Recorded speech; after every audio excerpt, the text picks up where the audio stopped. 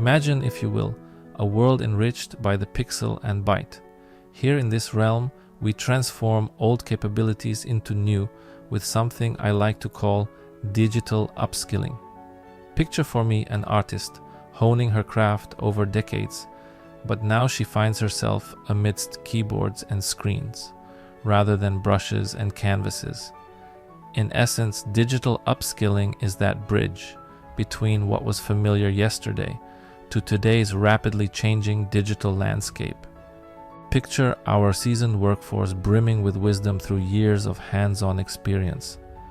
Now many find themselves at the precipice, peering out onto a world buzzing with technological change they could have scarcely dreamed of just a decade prior. So here enters our hero.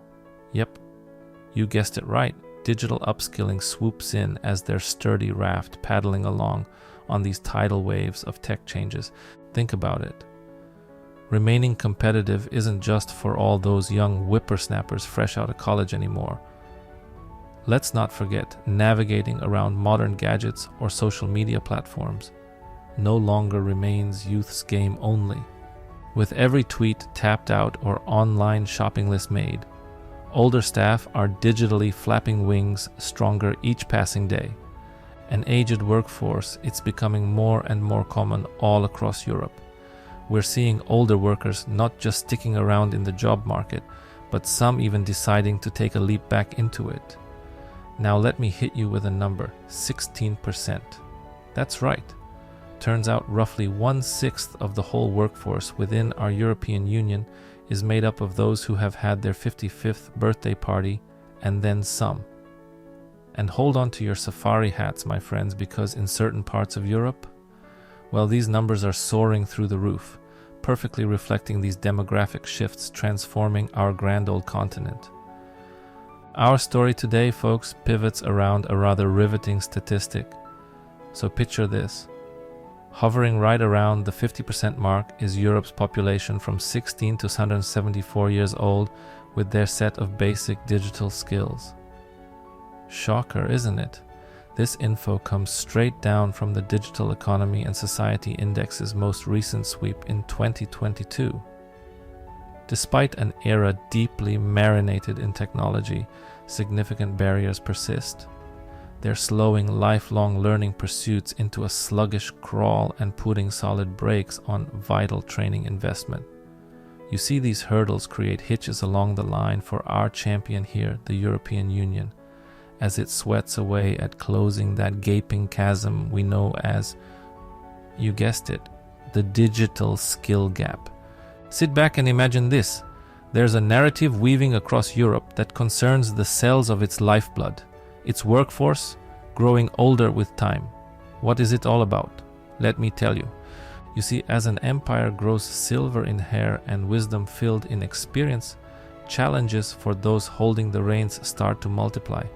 Talking about things like employment issues surfaces up, or poor working conditions emerge, or even more serious matters, such as living standards wavering, drop onto their lap. State heads are left scratching noggins thinking what on good green earth they should do. The equipoise has been disrupted, more folks hanging around past retirement age than ever before, and dealing with it ain't no simple task either. This isn't just spinning a tale of old numbers straining against younger ones. No siree, Bob. The landscape morphs quickly into higher state pension ages being called upon, or policies hatching like count your older staff members equally. It's not just providing longer opportunities, but preserving dignity too. But wait, there's more to consider here. We've got bundles upon bundles of resources hanging by threads stretched between different generations, all demanding their share. And I'll have you know that right now, these silver foxes at work have already claimed quite a bit, almost neck and neck with youngsters aged 15-24. Challenges. The European landscape is dotted with a special kind of challenge, an aging workforce, subtly different from the rest. Hear me out. Older workers have this knack for finding joy in simple living. You'll find them buzzing with life satisfaction, especially across western and northern parts of the EU. It's contagious, really. But, well, here comes reality check around the corner, revealing a daunting barricade within their labor market. Age discrimination. Yeah, that old chestnut. Now there's a silver lining to such clouds, folks. Europe isn't turning a deaf ear to these challenges.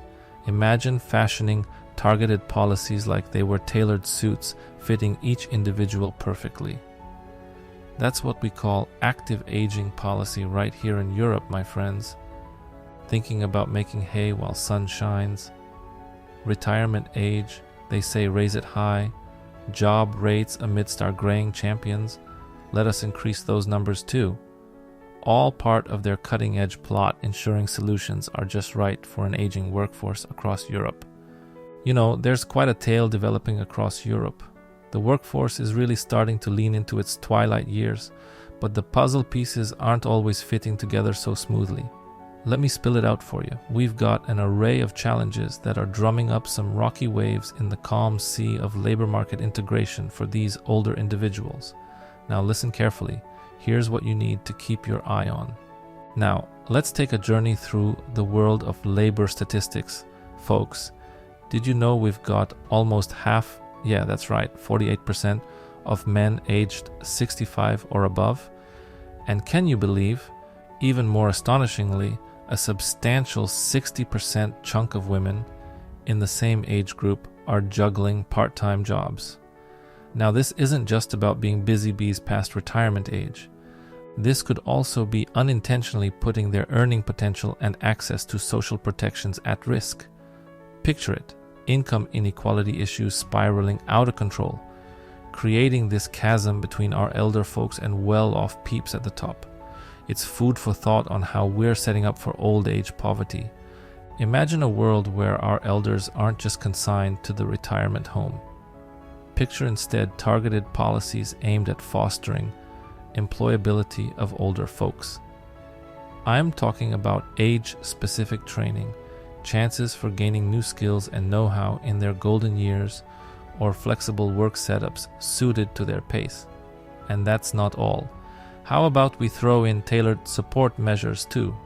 Now that, dear listeners, is an idea whose time has come. Without question, ensuring the creation and continuation of a workplace framework that ardently values, cherishes the unique skills older employees bring to the table is essential. You see, it's not just about acknowledging their worth. It breathes life into a more inclusive environment, where every worker's wisdom gets recognized for being invaluable. But hey, we mustn't gloss over potential roadblocks. Those pesky age-related biases and discrimination instances sneak in there somehow. They usually do. So we deal with them head-on, and fairly too. Picture this.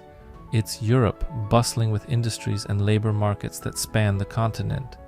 But even amidst a thriving business ecosystem, there exists an invisible hurdle: age discrimination. This barrier, often rooted in stereotypes about age and sprinkled generously with prejudice, is what we call ageism. Now let me paint you a picture. We've old-time workers judged on factors purely related to their ticking clock's hands rather than skills. They're pinned as less adaptable or trailing behind technologically. Often, they're marked off as less productive when juxtaposed against their youthful understudies. Imagine the scene, will you? European politicians are sitting around a table, grappling with their dilemmas. Right in front of them lies an opportunity. It's about supporting the aging workforce, those seasoned souls who've lived much longer than most of us. It's high time to reap the benefits from these valuable contributors, enhancing Europe's financial prosperity and societal growth. So what do? They step up and take action. By overcoming these hurdles, our policymakers can provide substantial backing for this dynamic aging population, pioneering endless contributions towards economical progression and social evolution all across our grand old continent. Let's dive into the narrative of our aging European workforce in the ever-changing digital world. Now, you might be wondering how best to enrich their experience and foster growth for these dedicated professionals on a journey towards digital upskilling. There are several stellar routes we can traverse together in this mission. Firstly, consider simply reinforcing basic tech skills directly relevant to each individual's profession. That lays the foundation right there. Then, tailoring personalized or job-specific technology training could land us some major brownie points. Don't forget integrating more interactive learning tools. It's like throwing surprise ingredients into your favorite soup recipe. Another nifty trick, conducting regular feedback engagements with this extraordinary workforce helps keep things brisk and agile as an Irish jig. Let us take collaboration off just being another buzzword bingo square.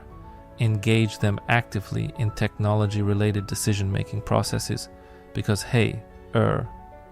two minds are better than one. Remember, easing any generational gaps with comprehensive education strategies isn't something carved out of rocket science.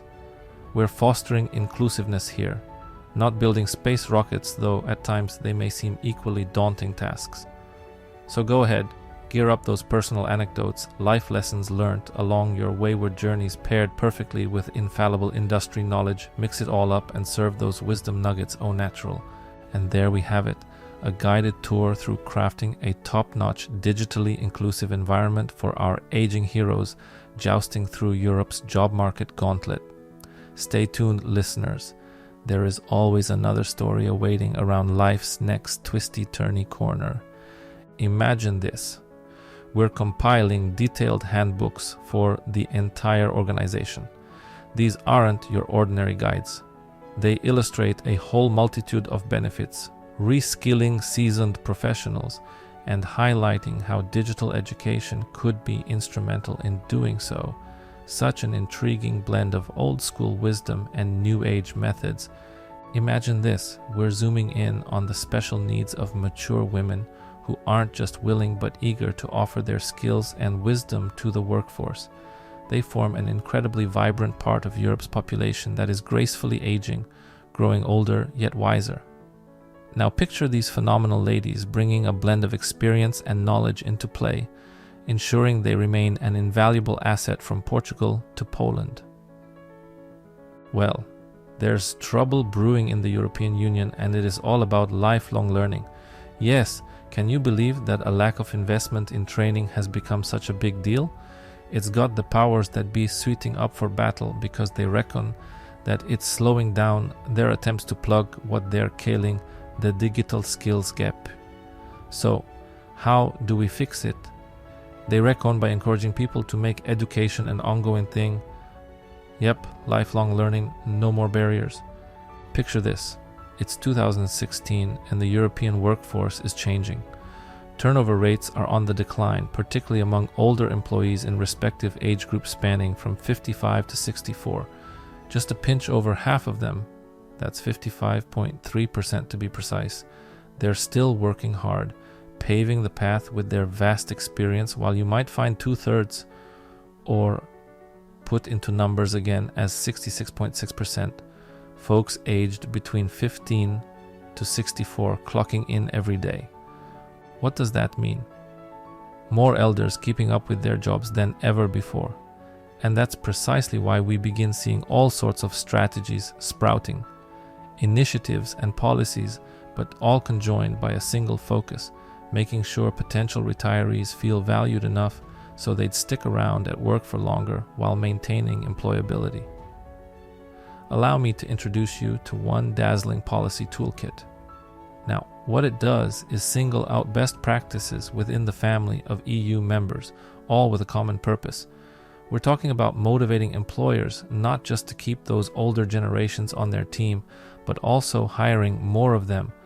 Not only that, it has an emphasis on boosting their employability in the job market too. And why is this so important? Well, focusing on bringing down that turnover rate poses as a pivotal factor when tackling Europe's demographic elephant in the room, an aging population. Because getting our heads around this isn't just about employment rates and work conditions for older workers alone. Nope. It permeates deeper into issues concerning living standards and welfare associated directly with an age-old populace. So clearly this doesn't come without its fair share of challenges for policymakers walking these tricky tightropes. So imagine this. You're nestled in Europe, where retirement age policies have a firm hand on the wheel, driving workforce dynamics for the older population. Let's flash back to 2019. By then, nearly half, that's right, about 48% of all working men who've seen 65 summers or more. They were part-timers in EU 27. But shift your gaze towards women of the same age group and you'll find an interesting contrast. A full-blown 6 out of 10 chose part-time gigs instead. And there you see it, folks, crystal clear evidence at how powerfully these very policies pull the strings, controlling employment rates among our senior workers. Here comes the flip side, though, even with tantalizing carrots on sticks to inspire longer careers. Well, lo and behold, the machinery just won't churn if employers can't or won't hire aging veterans. Let's take a deep dive into the intricate role that employers play in supporting an aging workforce. It's a subject that's edging its way up to the top of our discussion list, particularly with those escalating retirement ages we see. So here is the picture I want you to paint in your mind, folks. Older workers and their requirements on one side, capacity and willingness of employers to meet them head-on the other. Designing retirement age policies means balancing this scale perfectly. So we've got to talk about this stuff called anti-discrimination laws. You see, they kinda act like a safety net for all our older colleagues out there in Europe. Although it's curious, European Union law only takes on age discrimination when it comes to employment matters. Even more surprising is the fact that the grand old European Court of Human Rights doesn't quite treat age discrimination cases with as much consideration as do other forms of prejudice. Despite these peculiarities, though, folks have been talking about how similar EU's legislation are compared to what Americans call the US Age Discrimination in Employment Act and so-called related state laws. Imagine that. Also fascinating. In over 40 countries. Yes, you heard right, over 40. Expert employment lawyers authored summaries of age discrimination law. Goes to show just how critical these codes are in safeguarding older workers. Picture the scene with me for a moment. COVID-19's strike and its ramifications rippling through our societies, part of which became evident as it zeroed in on older workers. Suddenly, we've been forced to acknowledge something crucial. Training and upskilling initiatives mean a whole lot more lately, where Europe's aging workforce is concerned. In all honesty, Europe's striving to stay one step ahead of the game, competitive, innovative. You get the gist. And they're clocking onto this vital truth, equipping that graying workforce with continually evolving skills ain't just nice to have. No, sir. It's downright essential. Our policymakers are stepping into their A game here too, buckling down hard at furnishing these seasoned workers with access to ongoing training and work advice channels that'll help them adapt and thrive within shifting labor market landscapes. All said and done, these programs aren't just empty words anymore. They hold real-time significance for ensuring our old bros don't find themselves left out cold from employment opportunities or compelled toward compromises regarding living standards. Let's chat about health concerns. See, these are a pretty serious deal for our older workers caught up in the whirlwind of this COVID-19 pandemic. Even though your grandma or grandpa might not be stuck with grueling physical labor or dodging hazardous gigs, let me tell you, their work conditions can still pack a punch to their overall stamina and well-being. Here's some food for thought. Remember back in 2018? Well, statistically speaking, women who hit the ripe old age of 65 that year over at EU 27 could anticipate another solid decade where they were feeling as fit as fiddles. Now I want you to imagine this scenario. An aging health and care workforce, already teetering on the brink of exhaustion. Now in comes a global pandemic heaping stress upon relentless worry. Burnout becomes not just common, but the new grueling reality. Labor productivity takes a tumble as every ounce of strength is put towards simple endurance. The issues become more than daunting. They're pressing hard on everyone involved. And here's where our policymakers step up onto stage. They've got to tackle these throbbing concerns head-on if we want any hope for our older workers, not only preserving their well-being, but also ensuring that they can still make substantial contributions within the hustle and bustle realm of the labor market. Picture this: all around Europe, every community is feeling a pinch. It's the future of work catching up to us, and believe it or not, we're wondering about jobs being filled more than job losses. Yeah, you heard it right. It's high time for employers, government bodies, and aging workforce brought into limelight their digital skills, yet waiting to be honed. Why? To stay in the competition where environment changes rapidly as 1, 2, 3 at workplaces. Ponder this: creating bespoke programs tailored to uplift skills, specifically designed keeping in mind the unique needs of our workforce who, might I add, are getting a tad bit long in the tooth. Intriguingly different angle on upskilling, isn't it? Picture a scenario where the private and public sectors join hands, working together like teammates on the field.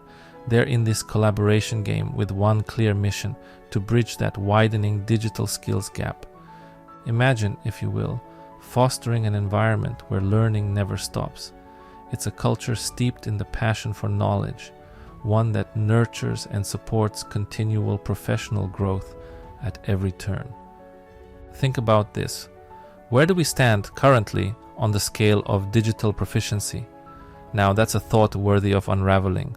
As you're about to dive headlong into a training initiative, stop for a second and consider: do we really understand our workforce's current digital savvy?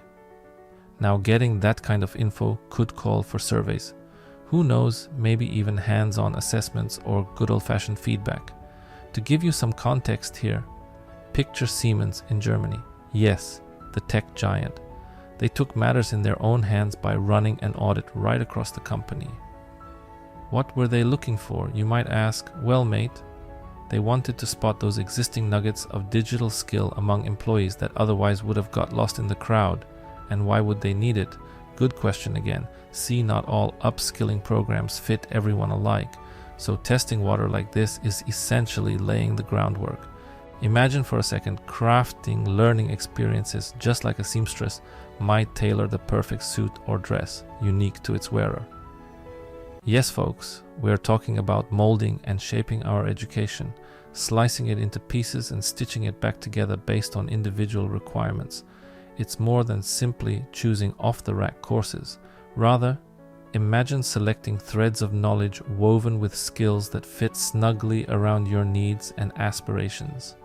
This isn't merely some utopian idea, but in fact, an extremely savvy way of shaping training programs according to one's personal blueprint. Take a moment and think about the way we generally approach our training programs. Often, it's one cookie-cutter solution that gets applied to everyone, right? Now imagine being in your late 50s or early 60s among a group of fresh out-of-school colleagues. The one-size-fits-all format might just fall flat on its face when it comes to addressing your unique learning requirements as a more mature employee. Here's something the European Commission found out. They ran this study, you see, and what did it reveal? It underscored how critical personalized learning paths are for successfully upskilling in the digital domain, something that should give us all food for thought. Do you feel where I'm coming from? Weaving a tapestry of knowledge.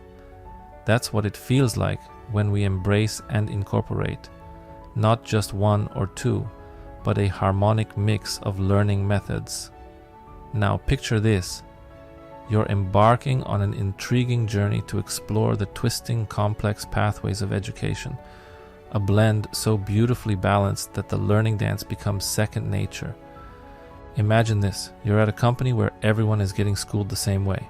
Does it sound like something that's going to work for all? Well, I'll let you in on a little secret. It doesn't. Employees take in information differently from one another. That's why completely different learning methods, such as remote courses or webinars and workshops or even personal mentoring sessions, have got their own charm to appeal every learner.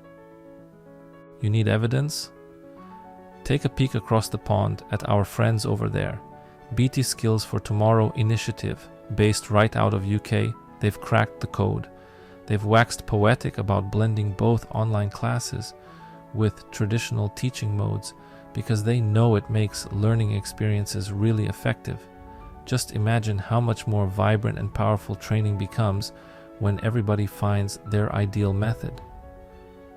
Just imagine, if you will, being able to craft a space where learning isn't merely an activity. It becomes the very air they breathe. A place truly pulsing with possibilities and questions and relentless curiosity. So now comes the big question. How do we exactly transform mere spaces into nurturing habitats specifically designed for growth? Well, folks, let's dive right in, because today our journey is all about unraveling the secret recipe of conjuring up this magical, supportive learning environment. You ready? Imagine this picture, an environment that nurtures constant learning, where folks are encouraged to grow and expand their skills, no matter what their age. It's in these settings we can inspire our workforce of a certain vintage to take on the challenge of upping their digital game. Now envision how you might create this world. Maybe you put together a passionate team dedicated solely to supporting others. Perhaps there's even room for little sweeteners or bonuses that make things fun. Or why not give a big old cheer when someone outdoes themselves during training? Picture Thalys, a company based in France. They've built an internal digital tribe. It's all about helping each other prepare for the brave new digital world. Let me fill you in on something. It's about the beauty, and yes, it's vital, of frequently updating training programs. Can you imagine? High energy from your comfortable armchair to a mega world of thrillingly novel learning channels. Imagine a landscape that morphs under your feet with every step. That's what the digital realm does. It's an ever-evolving beast. Because of this, we can't rest on our laurels when it comes to training programs. They need regular tuning to stay relevant. Meld them with the latest trending beats in digital tech, keeping them fresh and alive. That's how you do it.